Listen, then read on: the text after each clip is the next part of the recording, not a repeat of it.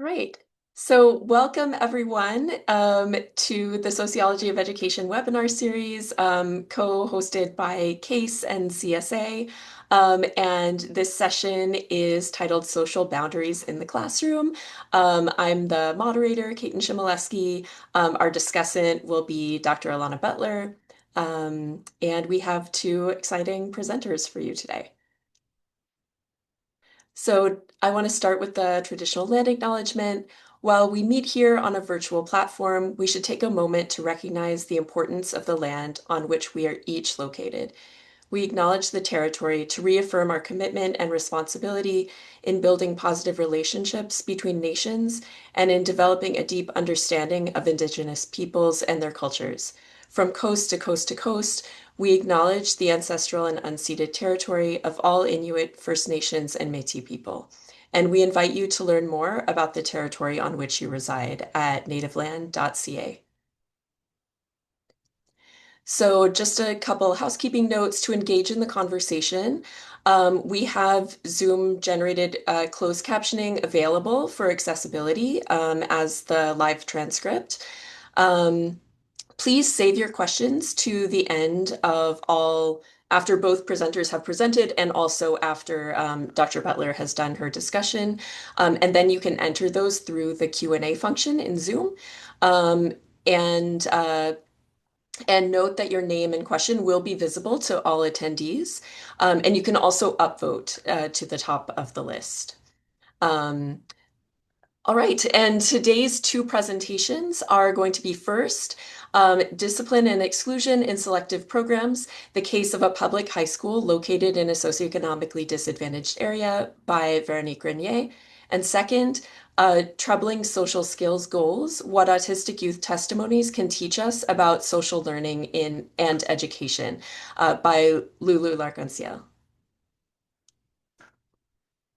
All right, and now I will turn it over, I think, to Véronique.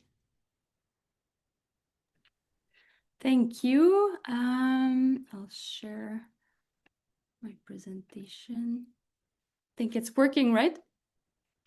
So thank you for being here today. I'm very happy to present this work. The presentation today is based on an article that I co-written with Marie-Odile Magnan and Annie Pilote. So let's start. So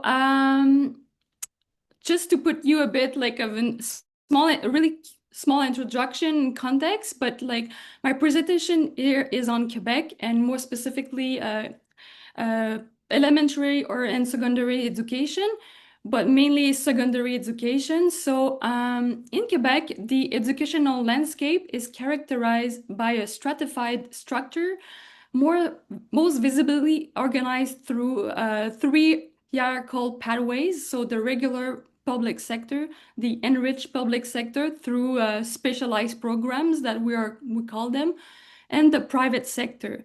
So this stratification of the educational offering is particularly pronounced at the secondary level.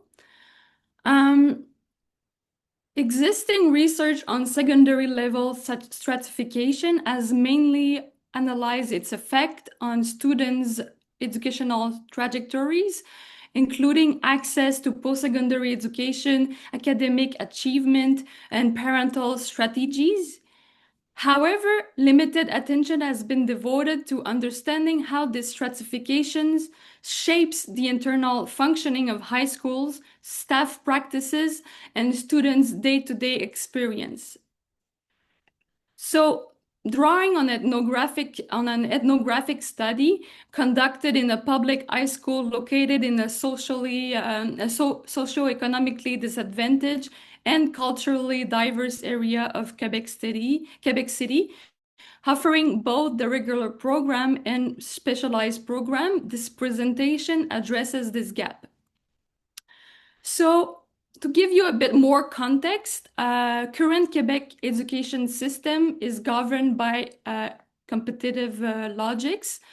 So basically what's happening is parents benefit from a limited yet meaningful degree of school choice, and schools have some liberty to design their programs and define their admission criteria.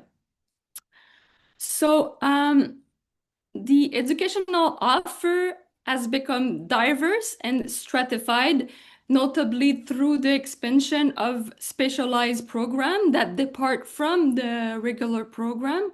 And also, most specialized programs are enriched and selective.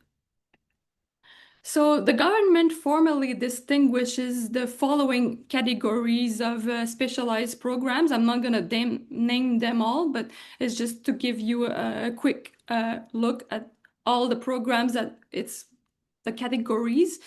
Um, it is worthy to note that specialized programs are actually more widespread in public than in private schools, and that most public schools now offer the regular program and specialized programs.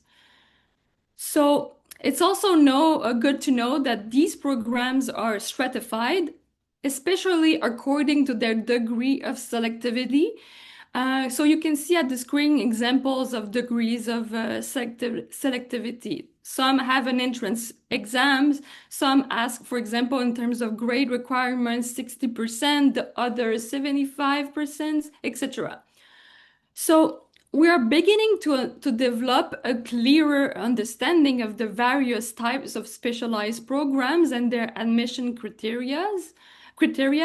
However, little empirical attention has been paid to the internal functioning of schools offering these programs.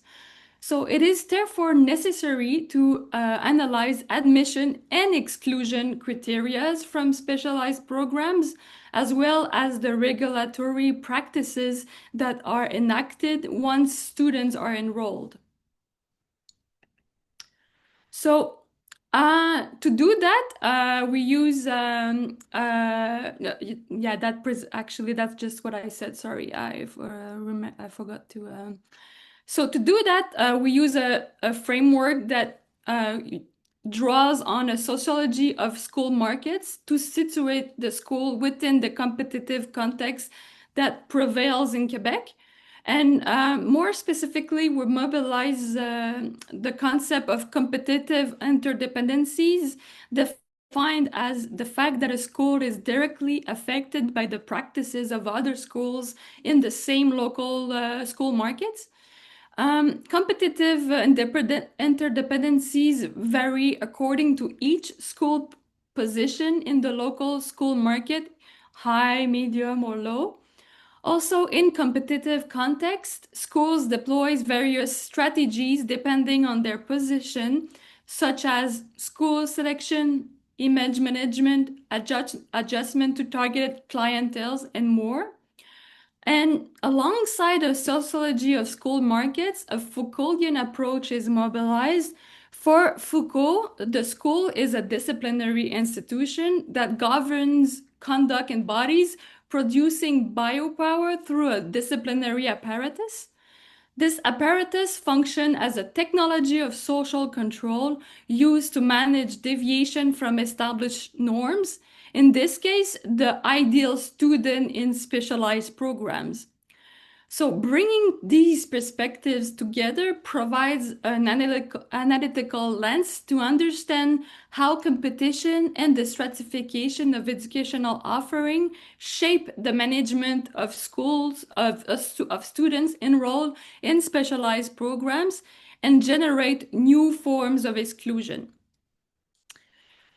So the analysis is based on data collected during field work conducted in a public high school, offering both the regular program and specialized programs in sports and in arts.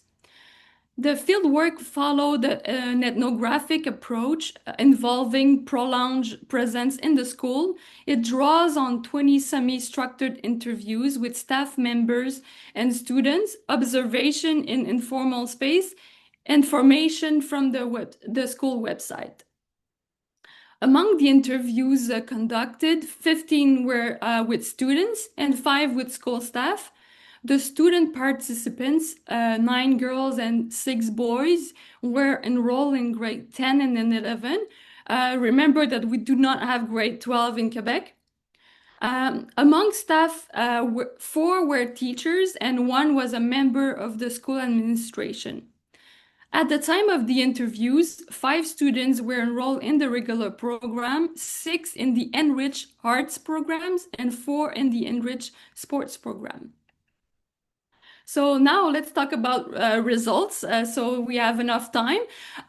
So the presentation of the results is divided in 4 sections.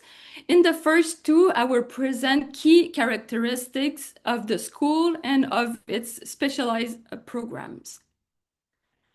So, the school in which the field work was conducted is in Quebec City, which is a socially and racially segregated urban setting. The school is in a socioeconomically diverse and culturally diverse neighborhood. It welcomes fewer than 1,000 students, and it's a school that is surrounded by several private and public schools. So just that you know a bit more about the specialized programs that uh, are offered at the school. So it's a school that has put it what can be seen as a minimal selection at admission and to continue in the program.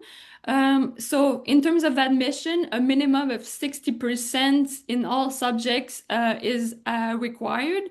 And to continue in the program, a minimum of 60% in the core subjects is required. There is also an annual fee registration of $350 a year. Also, students must undergo a competency test in sports or in arts, and they need to demonstrate appropriate behavior during the competency test, which is actually an informal criterion. I have a citation to demonstrate this in the next slide, but I will finish with the characteristic of the specialized program before. The specialized programs offer also an enhanced program in terms of curriculum. The number of periods allocated to certain subject is reduced to free up time for specialized content, but also in terms of services and access to materials and facility. What we see also in the school is a school that is where students are basically segregated within the schools.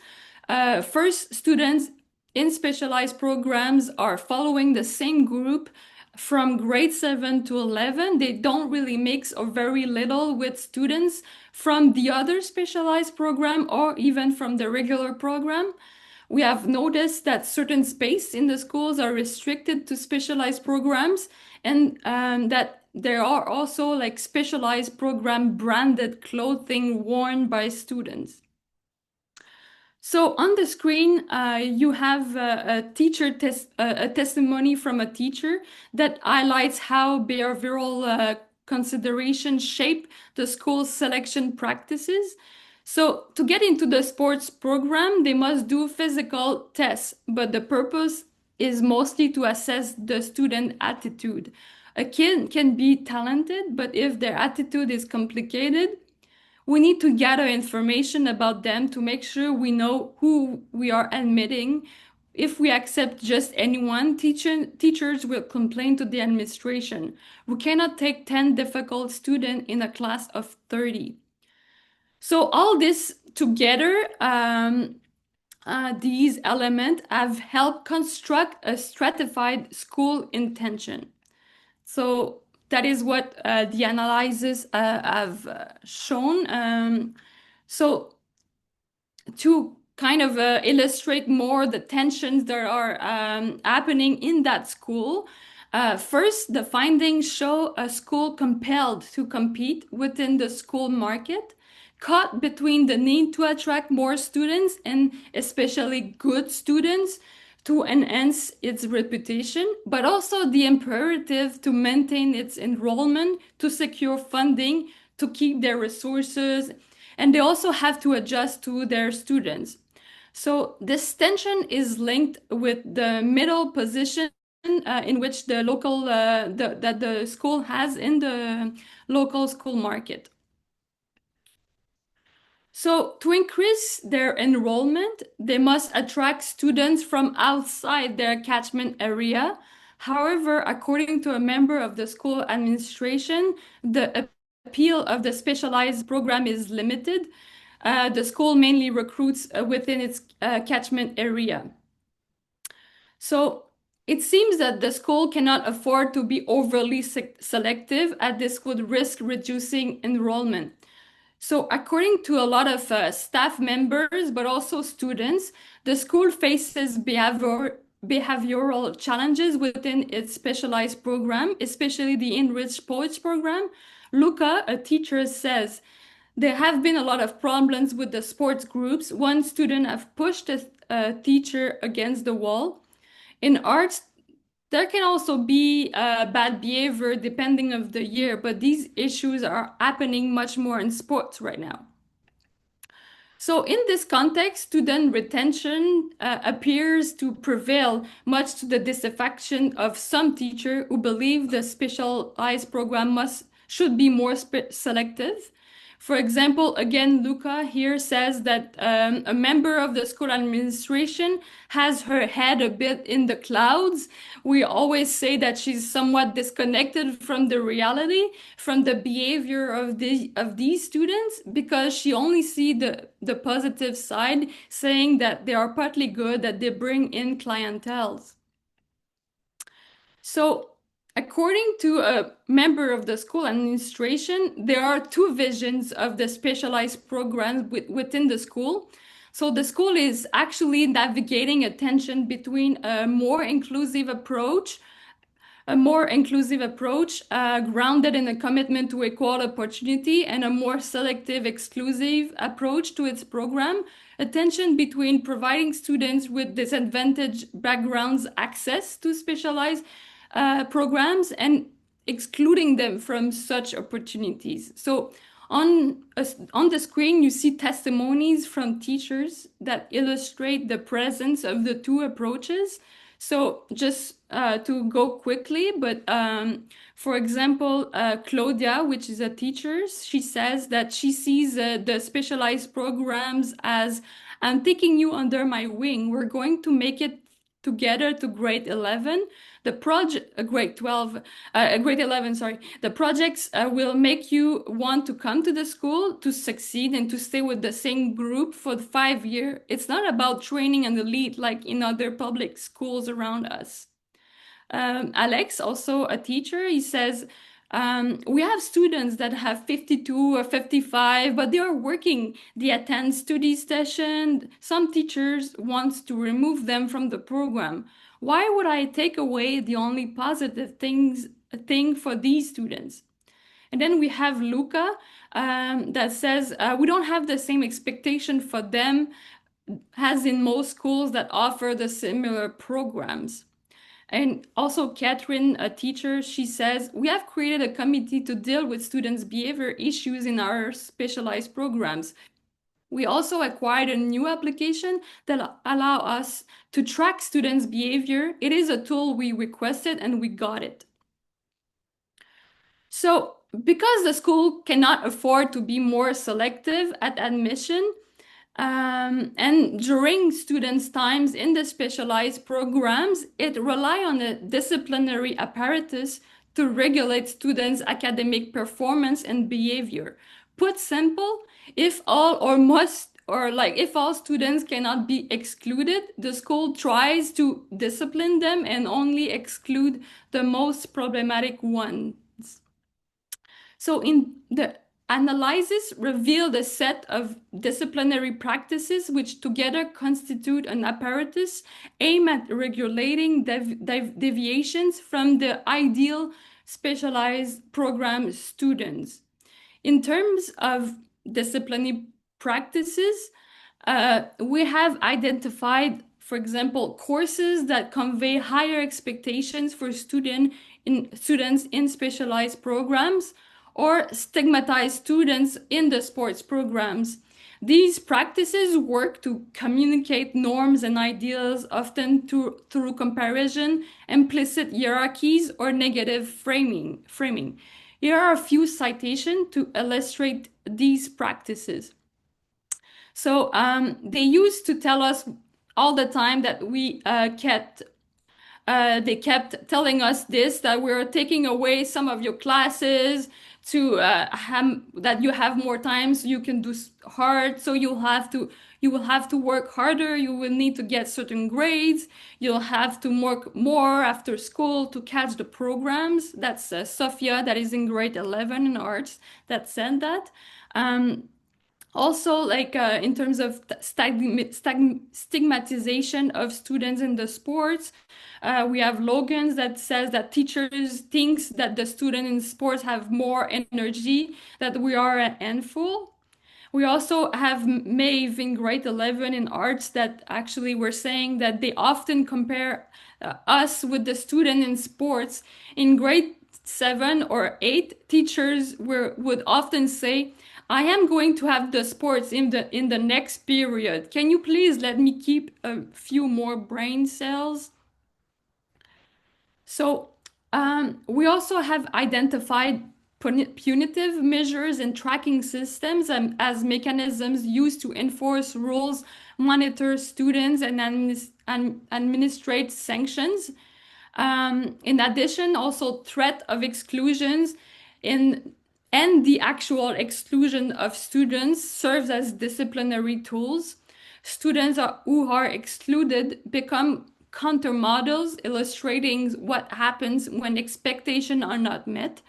So, for example, we have uh, Benjamin that says that like he failed an exam once more, and then he was told that if he keep doing that, he would be not allowed to play games, and so basically he had to miss practice to study. We also have Logan's grade 11 in sport that basically shows that there are also collective punitive measure, not just individual one, basically telling us that this entire class is under an intervention plan. So, and again, after the Olivia in grade 10 that says that uh, they expect our grades to be good and so otherwise they will be sent back to the regular program. So to finish, so because I don't know how many time I have left now, for discussions and to conclude, this communication actually showed what is happening in a school located in a social, economically disadvantaged and culturally diverse area due to competition, school markets, stratification of the educational offering. It shows different form of exclusion, basically temporary exclusion and also outright exclusion, but also more administrative, a symbolic one. I think I will go a bit faster to finish in time. Um, the findings also highlight that school stratification is not only about admission to specialized programs, but also about ongoing monitoring and exclusion, how governments, control, and socialization mechanisms are intertwined in stratified educational settings, producing educational experience, differentiated educational experiences, and new forms of inclusion within the system. Um, on a more like it also show broader systemic inequalities. So while the presence of specialized programs in school can provide opportunities, they also create internal hierarchy and exclusion, potentially reinforcing the marginalization of already vulnerable students. And broadly, the findings raise questions about the stratification of educational offering and market-based forms of regulations. So to conclude, I would like to present a perspective.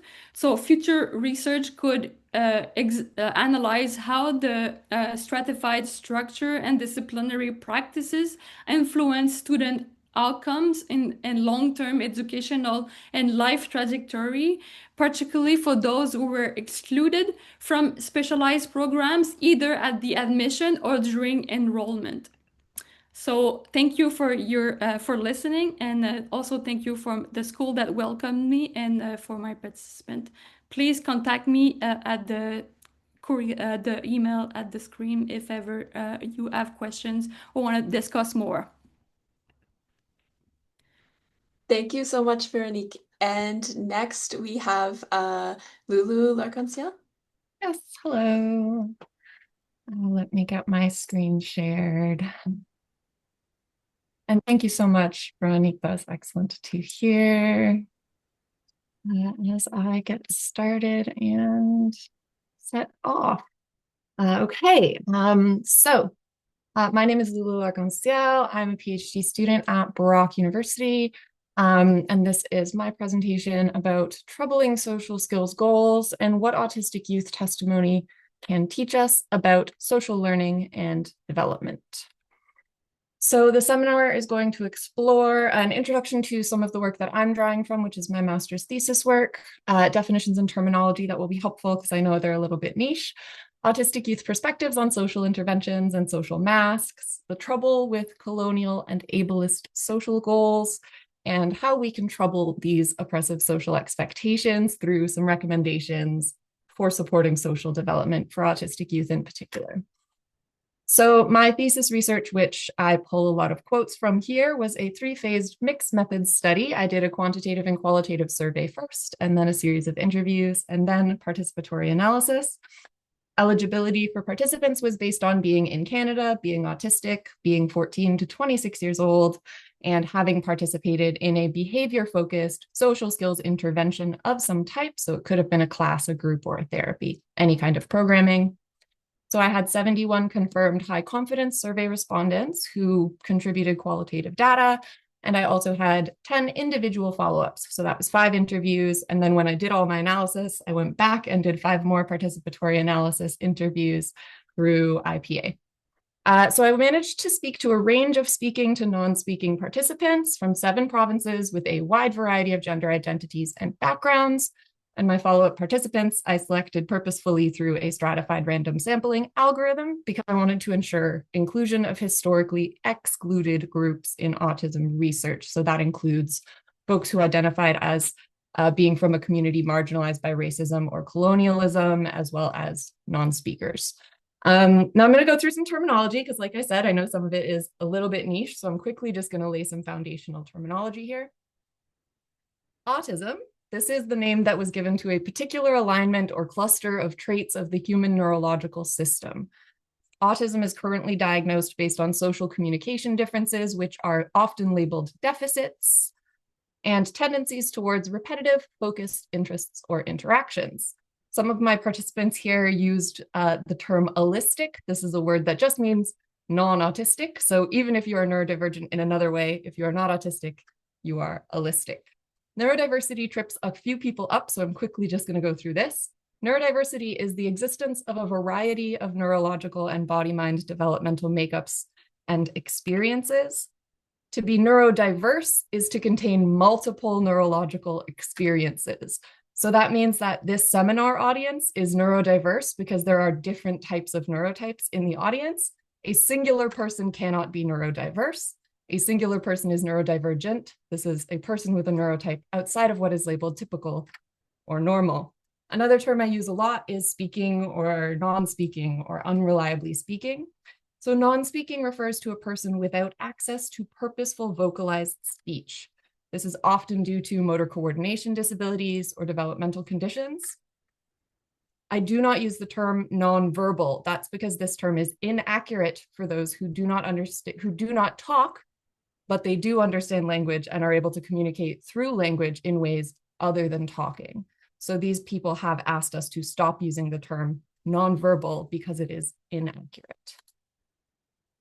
A little bit more terminology. Ableism. This is a form of systemic oppression. This is discrimination against a negative judgment of disabled people or disability-related traits. Following from this is neuronormativity. Now, this one's important. A lot of people talk about it in this presentation. Neuronormativity is a set of standards, expectations, and ideals that place certain ways of being, expressing oneself, or interacting with the world as ideal. People not meeting these norms and benchmarks are then judged as disordered, incompetent, or less than. Neuroconformity is the adherence to these neuronormative expectations. So acting or interacting in ways that match the general standards of typical or the expected body mind in your specific context. Now, I say in your specific context because neuroconformity will look different across cultures. It will look different even from location to location where cultures are similar. And this is really important when we're talking about norms and standards, especially of what people call behavior. Another term which I invented is neuroprofessionalism. So this is rooted in Mizzy's queer theory identification of heteroprofessionalism. And neuroprofessionalism is a systemic pressure and mandate to perform neuroconformity in order to access financial and other life-supporting resources like employment, healthcare, housing, or education. This is really important because a lot of my participants noted that they were put into social skills programming because one day they would need to have a job and they would need to act how they are supposed to. Now, what are social skills? This is an important definition. According to the American Psychological Association, it is a set of learned abilities that enable an individual to interact, quote, competently and appropriately in a given social context. So, how do autistic youth experience this? A very helpful quote from one of my participants, MG. These are skills to socialize, quote, properly without making a fool of yourself or otherwise creating problems. When asked to elaborate, he said, I mean properly in the sense of what neurotypicals necessarily believe to be proper, even though the reality of social communication works is that autistics do not communicate the same way as neurotypicals. It's not really a social problem as much as it is one big language barrier. And their insistence on their way being the proper way is really about as ludicrous as insisting that English is the only true language and all other languages are inferior. Now, MG was not on his own. Participants throughout my project said similar things. Zygo noted, I would say that social skills includes the ability to interact, as well as understanding the hidden messages in people's behaviors and words. KB said, I'm not saying it's like how to act like neurotypical people, but yeah, that's also definitely an aspect of it. And later followed up saying, social skills classes would tell you, this is how you should act. Like this is how other people act. So you should act that way. And this theme permeated the entire research project. Layla noted people around her pressuring her to act in certain ways, said, basically, if you're different, don't be. Now, this immediately in all of my interviews and all of my research has led to the concept of autistic masking. So this is the hiding or the obscuring of autistic traits and the projection of neuronormative traits and expression over top of oneself or over top of one's social presentation. So this may include physical changes to facial or body expression, tone, subject matter, or topics that you're selecting, expression of emotion, and more, including even who you are talking to. Masking, there are empirical scales for, including the Camouflaging Autistic Traits questionnaire, which I used in my study. And masking generally is measured very high in autistic youth populations. In my population that I studied for my thesis, it measured significantly higher than other studies measuring autistic populations. My study specifically included only participants who have undergone autism-targeted social skills training, which does lead to some interesting questions. Internationally, research has indicated that masking results in burnout, anxiety, depression, loss of sense of self, loss of authentic relationships, and suicidality. So, did those impacts of coerced or forced social assimilation show themselves in my study? Yes, very much so. One participant noted, pretending to be someone you're not just to maintain access to your basic human rights is pretty exhausting and depressing. Autumn, another participant, noted, at the beginning of my first term in university, I was masking so much to the point that I would arrive to my room and have a meltdown because I was just putting up a smile, like sitting still, saying hi to everybody, asking a lot of questions and follow-ups, and looking at people in the eye. I found myself really exhausted. One of the survey respondees said, one of the few things I remember is near the end of it feeling so degraded that I had experienced suicidal ideations by age 10. One of my participants later in the interviews noted, that she found she's much happier and feels a lot better about herself. And she said, now that I'm not forcing myself to be socialized in those ways of masking, like I was taught. Now, some of the common goals in social skills therapies and classes that led to these feelings included the goal of making eye contact, even if it hurts the young person. In fact, often teachers and therapists won't believe a young person when they say that something like making eye contact causes me harm. And this is because a lot of teachers and therapists and authorities and parents don't know very much about autistic experience. Another goal is repeating particular phrases that other people, like parents, want to hear, even if this phrase does not reflect what the young person means or what they want. Another goal is staying still in situations where stillness is appropriate and not stimming. Again, even if it hurts the young person, to be staying still. Another goal is talking about acceptable topics and limiting talk about one's special interests, even if this is confusing, hurtful, or pointless for the young person. Another goal is starting conversations with strangers, even though autistic youth are judged and treated negatively by strangers, and we have empirical evidence proving this. One of my participants very gracefully noted, quote, I don't think that they thought they were teaching masking. They had good intentions, but they were teaching us to mask our autism, really. Now, I do want to talk about what the trouble is with teaching masking and with teaching ableist and colonial social behavioral goals. So when an educational intervention's outcome measures amount to goals for acting like a dominant group, the intervention is encouraging social assimilation of marginalized youth. And when that non-dominant group or that targeted group is oppressed and faces discrimination for their inherent traits, this assimilation is coerced or forced. Coercion of this type removes access to autonomy for young people and adults alike, and it causes severe long-term health and wellness problems, including suicidality. I think it's very important to talk about what all of this behavioral control is rooted in, which is colonialism. So colonial systems, such as those that steer our educational institutions, often include forceful requirements to act, present physically, and express oneself according to respectable, acceptable, or appropriate standards set by the oppressor or occupier. There is evidence of behavioral suppression programs being carried out by colonial British doctors and therapists, particularly in, quote, lunatic asylums or treatment institutions from the early 1800s onwards in India, the Caribbean, the Philippines, and across Canada. In these institutions, traits of differentness from the colonial standard are targeted for elimination.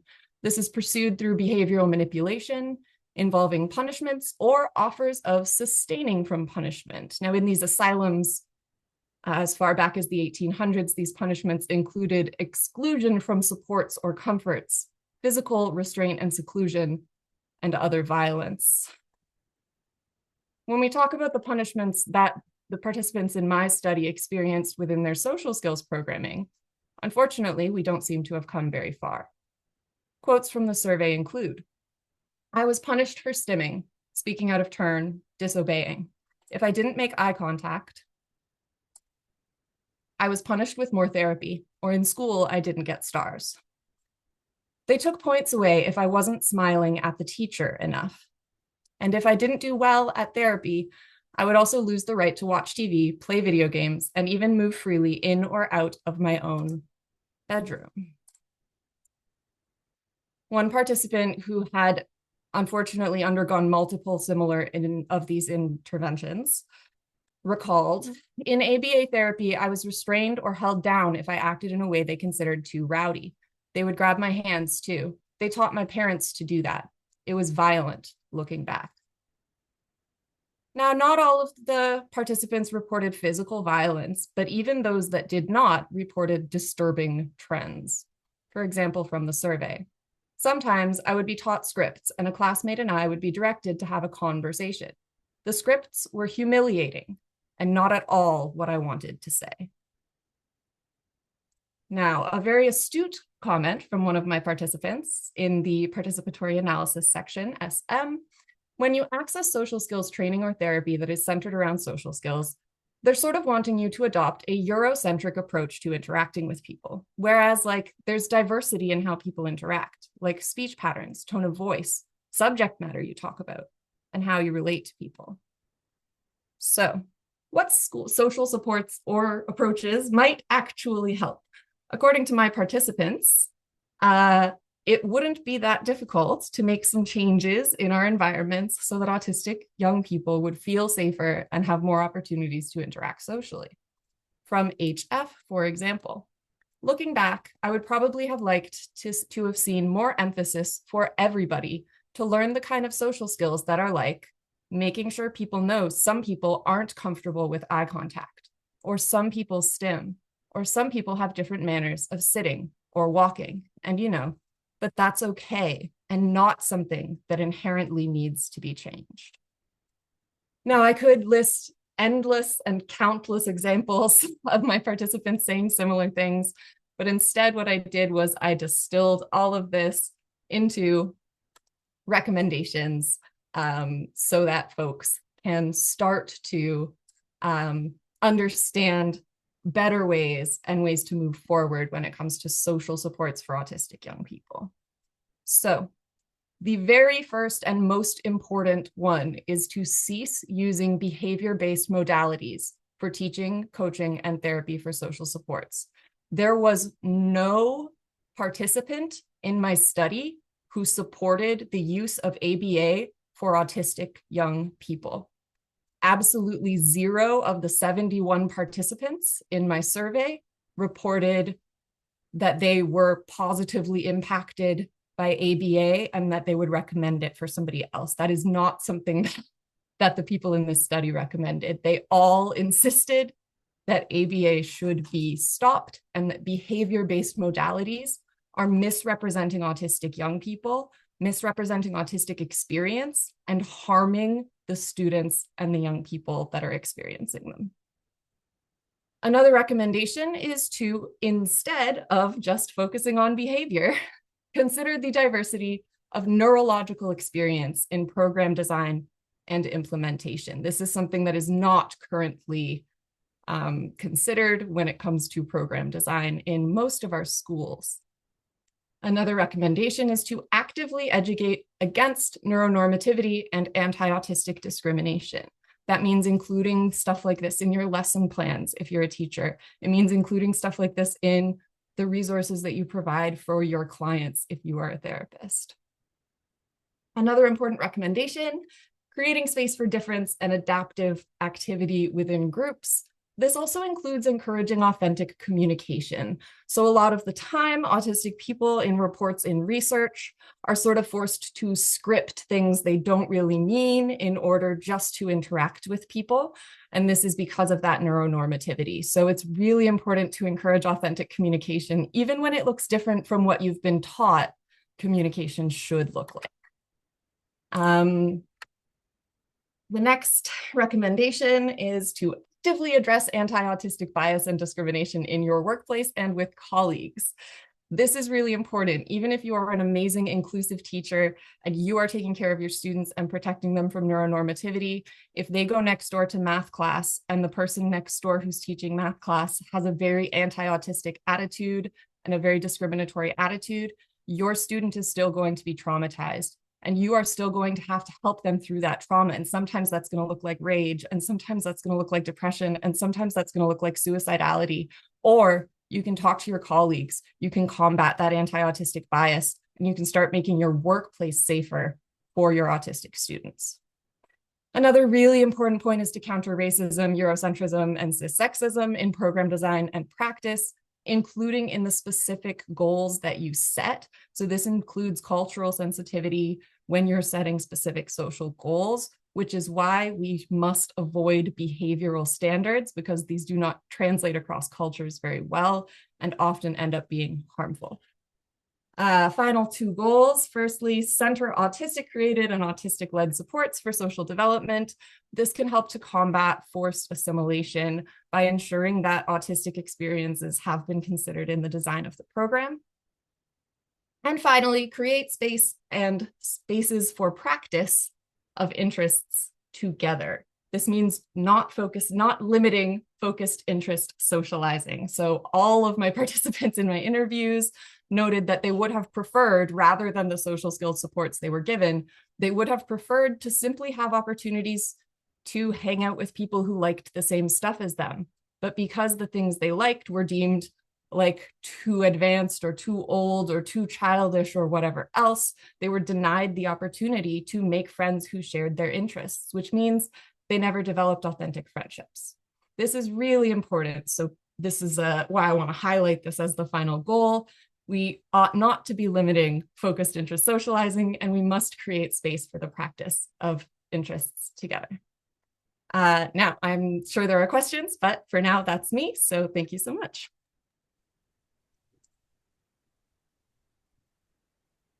Great. Thank you so much, Lulu. And now we have our discussant, Dr. Alana Butler. Okay, thank you. Thank you so much, Dr. Chmielewski, for moderating today and also for the introductions. I would like to thank our two speakers, Dr. Grenier and Lulu Larcenciel, for wonderful presentations that really challenge our perspectives about institutions. And I could see the themes that really connected through both your papers. They were both fantastic pieces of work. So I really appreciate the provocations that you've given us today, and I'm looking forward to a rich discussion. So Dr. Grenier, I really loved your rich ethnographic study. You had 20 interviews in Quebec City with the 15 students and 5 teachers. And your study really showed how different forms of exclusion operate through specialized programs, the inequalities that are present through both access to the specialized programs and the student experiences of these programs within the school, I thought was particularly striking there as a finding. I think your work extends the existing scholarship and stratification, looking at like within school stratification, as well as with the outside school as well. I thought your theoretical approaches looking at the sociology of schools through a Foucauldian analysis of power within those institutions was also particularly strong. Your findings really illustrate the existence of systemic inequalities that may reinforce the marginalization of already vulnerable populations within our schools. So my question for you is I would like to find out more about how the school leadership or principals either reinforced or challenged the norm. So in just one second, I'll turn over to you. I love the second presenter as well. You both had fabulous presentations. Lulu Larcenciel, I really liked your study.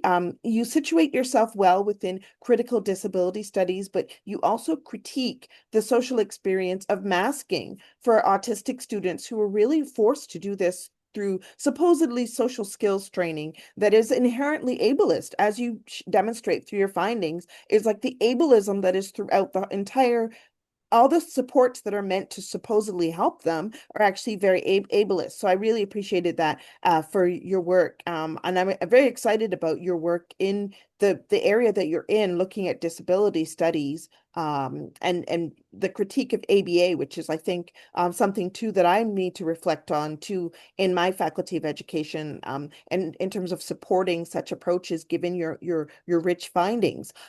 You had over 70 participants, and then you did 10 follow-up interviews, and you really showed how supports can have the opposite effect. In particular, you also emphasize the colonial roots of behavioral control, which I thought was another interesting addition to your argument, was to kind of look at the historical as well to support your findings. I was kind of moved by the students saying that they were punished for stimming and things that come natural to them as autistic students. So I think that was very significant. I think I like the kind of recommendations at the end too, where you show the participants themselves are the best people to really be doing recommendations. And that's, consistent with the political struggle around critical disability students with Nothing About Us Without Us. So I think that's a big piece. And so my question for you is like, how do we challenge the prevalence of existing ABA training programs, in particular, even in education, where we see that being quite prevalent? So I'm going to go back to you, Dr. Grenier. My first question was, I'd be interested in finding out more about the school leadership in your study. How did they reinforce or challenge the norms? Yes, thank you very much for this question. I have, unfortunately, as you saw, I only did like 5 interviews with like 4 teachers in one school, a member of school administration. So it was hard to really know like how it was implemented and really like happening like in terms of conversation and everything. I would have needed to do more interviews, something that I could not say, I did not have time, but that data was happening towards the end of the data collection happened towards the end of the pandemic, COVID pandemic. So I think on some level, like that influenced the teacher not really participating too much into my study. Like everyone was a bit overwhelmed with the situation. But as you, even though I don't really have too much data on like really like the school administration, what the testimony suggests is basically there is a tension, and even among the school administration, it seems that like they are not necessarily going within the same direction, not necessarily having the same perspective. For example, one of the school administration, according to one teacher, she seems to be more focusing on like making sure that we get these students, even though there's problem. She seems to be a bit more thinking of like keeping them in the specialized program just to retain, and I think it's a more of a funding issue that prevails for her. And the other one is the member of the school administration that participated in my study is the one that like decided for me to be able to do the research. And for him, he seems to be not really knowing which way to go, and really having question about like what would be best in terms of like do we go through a more selective approach, or do we keep the things and being more inclusive and like open up. So unfortunately, like the only thing that I can really say is the school is actually questioning herself, but at the same time she's questioning herself, but she doesn't seem to be having much data to rely on to actually make a proper decision which way to go. And also like even though like teachers in the school administration, they kind of like see that they are in competition with like other schools, it seems to be they don't really maybe have all the knowledge that they should maybe have in terms of like really understanding like the impact of the competitions on their schools. So I can see that this is really everything is happening as if like yes there is a sense, but at the same time there's a lack of knowledge, and maybe like I think more training in like for teachers, and like also like school administration to be knowing a bit more of the impact of the competition and the effects of like stratification within the school. I think that would be something that would be really needed, and I think that's something that we could like take away from this study, and also like maybe also doing more research and having a better understanding with more like school staff. But thank you for your answer. I can provide few answers, but not too much. Fantastic work. Thank you so much for your answer, Dr. Grenier. I look forward to the audience questions and engagement with your work. But once again, thank you once again for your Thank you. participation. Fantastic. Over to you, Lulu. I was really struck by your finding that none of the survey, over 71 participants, nobody liked ABA. So my question for you, I'd like you to answer before we go to the audience. What can we do about the prevalence of ABA training programs that we have all over Canada that really target teachers, and they're supposed to help and support students who are on the autism spectrum? Can you share your perspective on what we do with these ABA programs? Absolutely. So this is sort of the big question for critical autism studies right now, is how can we shift supports and how can we shift research when such a significant portion of funding and industry is dedicated to this behaviorist frame, which study after study is coming out showing is not working, and further is causing really severe mental health problems in the people subjected to it. Now, something else that's really important when we think about ABA is that the rhetoric around autism is very much that autistic children are broken and that they need to be fixed. And this causes parents and teachers to really lean into anything they are told will fix their child and will make it so their child won't suffer anymore. Now, this relates to a lot to do with the fact that people do not see autistic people as capable of living good lives, as capable of living a life without suffering. And this is, again, rhetorical, and this is based in ableism. Somebody that I really, if anyone's interested in that sort of rhetorical part of it, Mitzi Waltz is a really great theorist who writes about that. Also, Robert Chapman, who wrote a book recently called Empire of Normality. And that really traces back this concept of like the normal person and how anything that diverges from that normal person, and this does trace back through colonialism, through capitalism, and through Western sort of given society, all the way back to the Holy Roman Empire, really, when it comes to behavioral standards, right? And because of that, it is so ingrained in people's brains that behaving well means a person will do well. And I've heard a lot, I've spoken to a lot of people who are in ABA careers who have been trained in ABA and all of this. And I've heard some folks, especially saying, but the parents say, the parents say it's good. And so that's why we really believe in it, because the parents say it helps.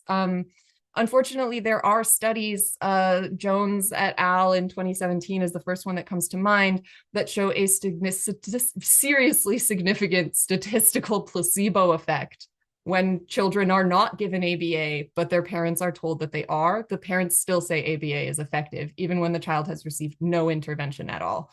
Now, if even their parents believed that their kids had improved after they received imaginary behavioral intervention, if these parents who are not making money from ABA and who might even be spending thousands of dollars on ABA can be so manipulated by this rhetoric, I hope you can see how concerns about bias in the perception and report of ABA workers is even more serious. These are people making their careers off of doing this. So these biases and these placebo effects become really serious.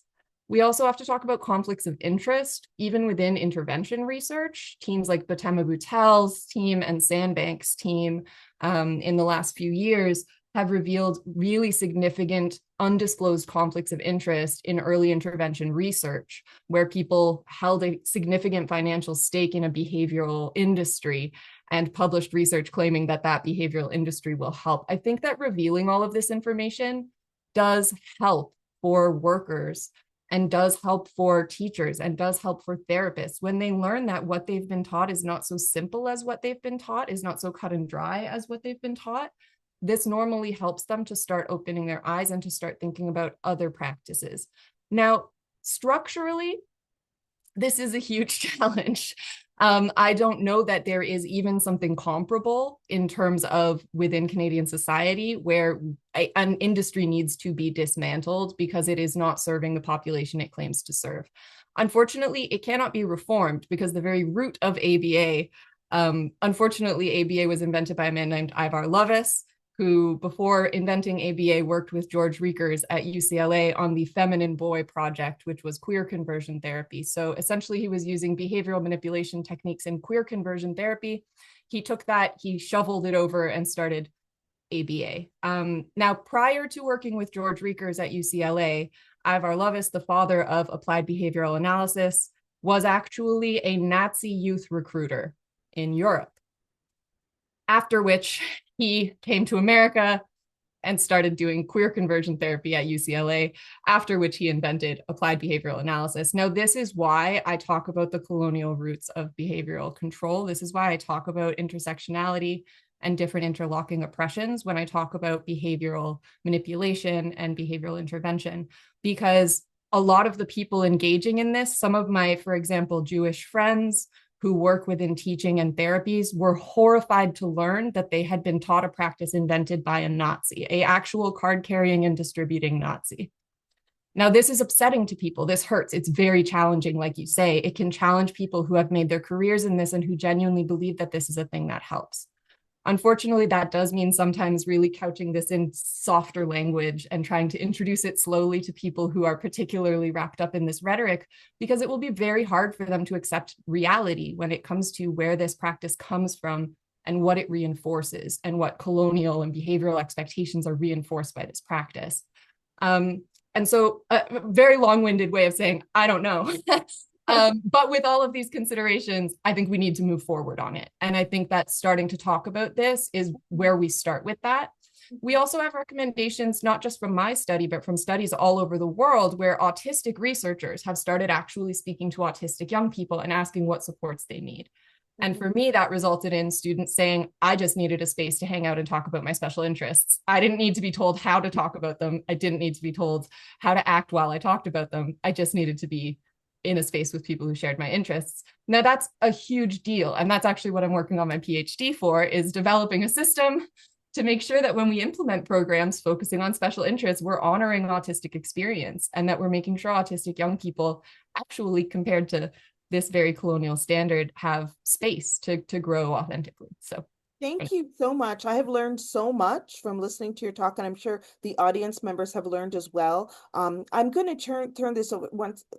There's a request in the chat for you, Lulu, to include some of the references. I was also trying to take note quickly of some of your references, so if you could put those in the chat. That would be wonderful, because many people are excited to read them. Once again, thank you so much for your both of you for your presentations. I'm going to turn this over to Dr. Chmielewski, who's going to moderate the audience questions now.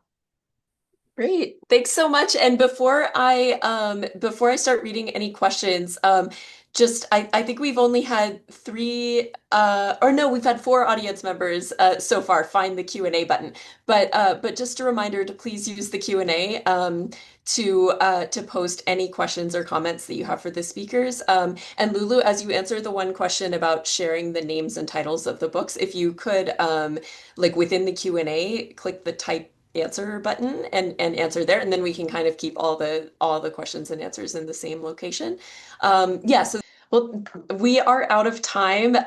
So thank you so much to both of our presenters, to our discussant, Dr. Alana Butler, and to all of our audience members for attending this webinar. And to Sherry Fox as well for helping to organize and host as well.